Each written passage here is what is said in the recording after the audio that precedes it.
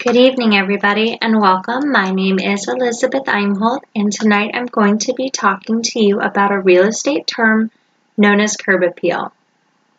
This includes residential as well as commercial properties, whether they are for sale or not.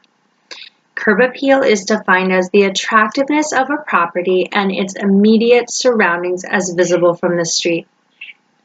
This can include the structure, any outbuildings, the immediate landscaping, trees, including shrubs, plants, and flowers, any signage, house numbers, and/or decorations, including possibly whirligigs and/or mailboxes. These all affect what's known as curb appeal. And they say that you can't get a second chance to make a first impression. The same is true for the first time you see a property. You don't get a second shot at making your home or business attractive for those who come in contact with it. Property's curb appeal is multifaceted and includes things that can improve overall appearance, save the property owner money, deter crime, and actually increase overall value.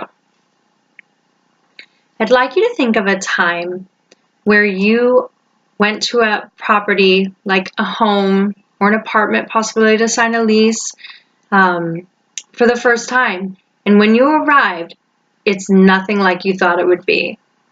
Maybe the paint is dingy, the fascia may be failing, the sidewalk is cracked, the entrance or entryway is cluttered. I bet it didn't make a first impression fantastic. This is an example of poor curb appeal. Many times, curb appeal can be improved, however, through small tasks or regular maintenance projects on the part of the property owner. Actually, according to Paul Essagian of the Fortune Builders Group, small, inexpensive improvements can make a huge difference. He recommends cleaning sidewalks, washing out gutters, and pressure washing the structure as needed as inexpensive maintenance projects that can greatly improve the overall appearance. However, pulling weeds, raking leaves, sweeping sidewalks are all great and very inexpensive ways for homeowners to make their property shine. Although these are great examples, there are many other options to consider when working to improve your curb appeal. Simple yet specific changes made through targeted landscaping can actually save you money. Deborah Immerget, who contributes to Bob Vila's site, writes that strategic placement and planting of trees and shrubs can save property owners money. Deborah states that trees planted strategically can provide shade during the warmer months, which can in turn reduce cooling costs incurred by the homeowner.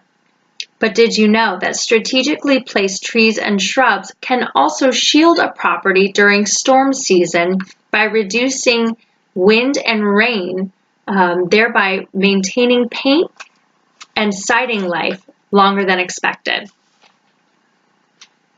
Some basic improvements can be made or added to increase the overall market value of a property.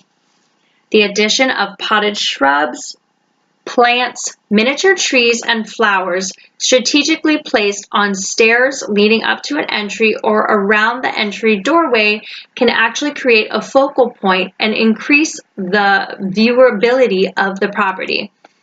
Painting your shutters as well as your entrance doors can also improve curb appeal and draw attention.